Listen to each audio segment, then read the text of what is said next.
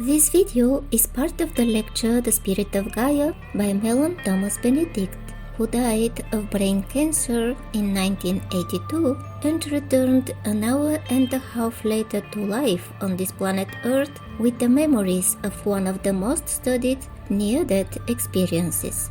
Healed spontaneously and completely from his cancer, Mellon lives and works on our planet Earth until March 31st, 2017, continuing his visitations with the light, and is called An Encyclopedia of the Afterlife by Deepak Chopra. Prophets have been more wrong than they've ever been right, but who's been the most accurate at predicting future trends in the history of the world? Science fiction, fantasy writers have been so accurate. In my visitation with the light told me about this Jules Verne effect. You know, when he came about, when he was writing, this stuff didn't exist. There was no technologies to exist. Rocket ships to the moon, aqualungs, it just went on and on. That didn't exist. It was fantasy. But the Jules Verne's effect, which carries on, is that all the children that read those books invented everything and more in those books.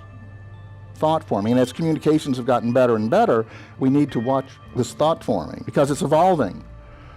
Star Trek.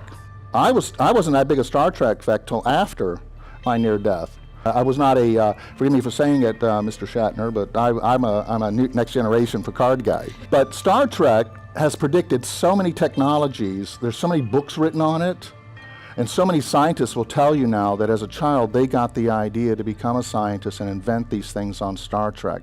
And just as everything Jules Verne's predicted has come about, everything you see on Star Trek will come about. The technologies. You notice the big thing about Star Trek is that it isn't really about work for the mass population. There's very few shows that Star Trek shows you the sum total of what they're about. Most people on Earth aren't working. They're enjoying their life. You won't have to work in the future. These are just 1 or 2 incarnations from now. It's not about work. And you won't need money when you have replication technology. You don't need gold and diamonds. They go back to what they were originally, ceremonial things. I got a little preview of a history class in the future once, and the kids are going, they dug in the ground for water? Ooh, dirty water, no.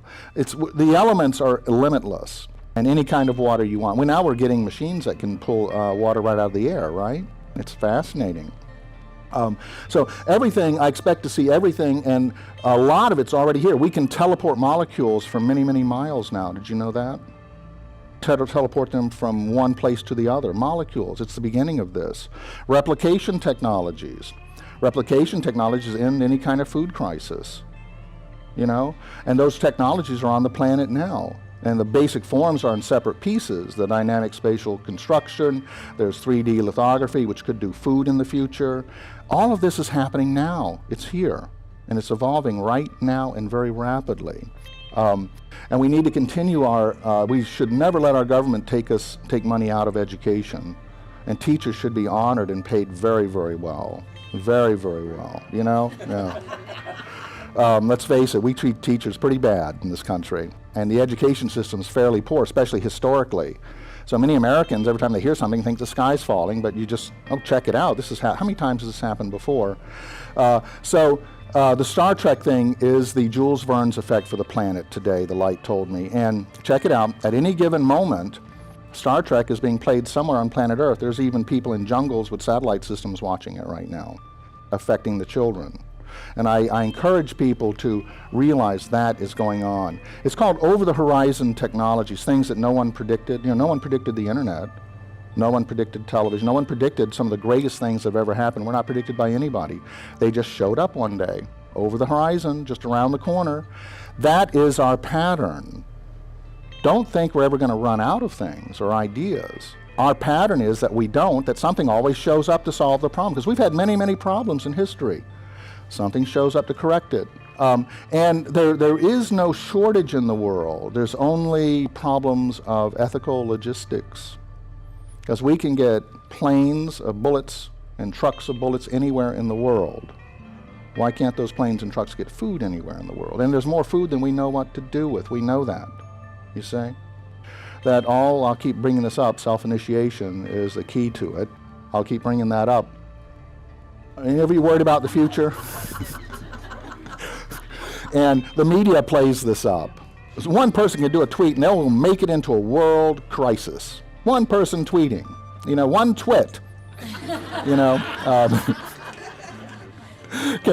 and they just play it, and that's because they're in the old paradigm, and it's all based on they have to earn money, and now they've got the 24-hour news cycle. So worried about the future for what? For what and why? The historical patterns are the future gets better and better and better, and it does. We may have depressions, we may have little things like this, but this is because we're not holding our leaders accountable. Any leader that takes you to war is a failure, has failed you. Do unto others as you would have them do unto you. And religions and everything have made everybody hate everybody. And once you demonize somebody, you can justifiably kill them, can't you? You're worried about the future. I would be more worried about the past. This is how we lived for so long, and you were there. If you're here now, you were there. Going out to dinner in the past was a very different experience. You could beat dinner just as easy. And we get stressed out because we can't find a restaurant or a parking place. Whoa, stress? I can't tell you, in the day, video stores, and this probably happened to some of you, I'd go to a video store, get overwhelmed, and not come out with a video. Has that happened? You just get totally overwhelmed. And you get nauseous with the fluorescent lighting and everything. So many choices is really where a lot of our stress comes from, and doing too much. How many of you are too busy? You're keeping your children too busy. So this is how we get our computer malfunctions. I had to wait in line. And Americans especially, because I've been in many third world countries, I'm in the grocery store, and people are just, this express line's not moving fast enough. And I've been in third world countries where there's no express line. The good old days. People talk about the good old days. Let me show you the good old days. This is the good old days. I mean, this stuff was legal. And most of it before the churches were controlled. The churches could do anything they wanted. Actually, the Inquisition went on for 400 years. Mostly women died in it. And actually, it was just ended, I think, in the 1980s by the Catholic Church officially. Check it out. They kept it open just in case. Kept it open, Really. A good example is this one, Bishop Ridley. He and his assistant minister were burned at the stake for actually saying out loud, and this is when the Catholics still ruled, that the host in the communion was not actually the flesh of God, it was a symbol. And this is what happened to him. People were killed for translating the Bible into your language so you could read it. This is how we lived for many, many hundreds and hundreds of years, and that was called entertainment in the day. Have we evolved? I think so. Yeah. Now here's the interesting point. Are we safer now than in the past? And I'm a full-time researcher, and the light guides me to look into certain things. The guide doesn't do any work for you at all, by the way, so you got to do all the work. And the truth is, we're at a historical low in history of crime as long as it's been kept. And there have been very accurate records kept since the 1200s in most civilized countries. These are actual facts. The media doesn't play on this because, if they tell you everything's better than it's ever been, why can't that be news?